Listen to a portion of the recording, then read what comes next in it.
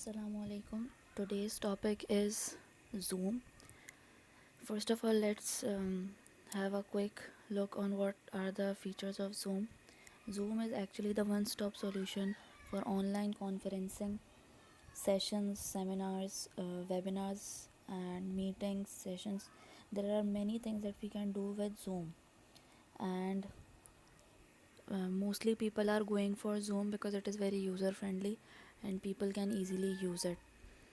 And the even the people who are naive to computer and who are not very computer literate, they also can easily use Zoom. What are the things that we need to cover to have a successful Zoom session? These are the things that must be known before actually starting a session. Creating account. If you are a beginner, you are completely new to Zoom, you must create your account. How to schedule a meeting, how to join a meeting as a student, student's view of meeting window, hosting a meeting, lecture. This is the main part that the teachers have to deal with. How to host a meeting. Host a meeting, the teacher is actually the host, and the teachers have to host a meeting, and they need to keep all these things in mind. How to set security, how to set different settings in order to have a and disciplined class and a successful session. Hosting a meeting includes inviting students, set security, set participant settings, set chat settings, using whiteboard, customizing settings, recording a lecture. All these things must be known to our teacher to have a successful class. To take a successful class, these are the checkpoints that a teacher must set, that the teacher has to learn all these things and then practice all these things. First is how to create account. This is the main thing. If you are starting with Zoom, you must create your account. The first step to create your account is go to the website zoom.us. You need to write down zoom.us in the URL box and then click enter, and you will be routed to this website. And on the top right corner you will have a button sign up, it's free.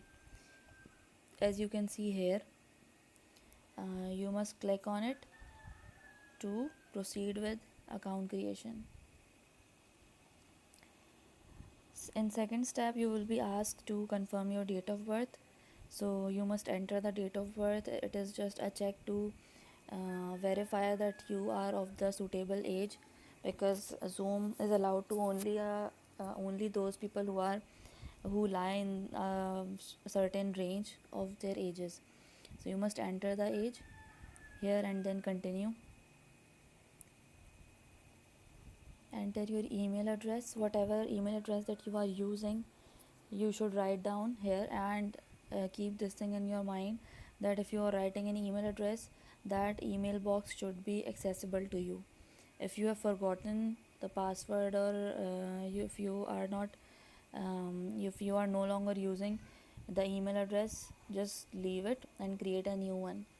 In order to create Zoom account, you need to access the email box so that you can activate your account. So write down the email address that is still accessible to you, and then click on sign up, and then go to your mailbox. For example, if you have entered your Gmail address, go to Gmail, open the email box, and then you will find a mail from Zoom. Just click on it and you will find this button, activate account. In that email, just click on it to activate your account. And here they will ask you whether you are separate entity or you are working on behalf of a school. So you do not have to click yes, because then they will suggest you some other packages. Here just you have to click on no, that means you are a single entity and trying to create account privately. So just click on no and then continue. I have missed a screenshot over here, but in that step you just need to enter your full name and password. That will be your password for Zoom entry. And then you need to, there is a formality that you need to perform, that you need to invite some of your friends, some of your colleagues, anybody to create Zoom account. It is not the invitation to meeting, it is just the invitation to them, to just let them know that they can also create account and use Zoom very easily. So just write down the email addresses over here, they will just get the invitation to create their Zoom account.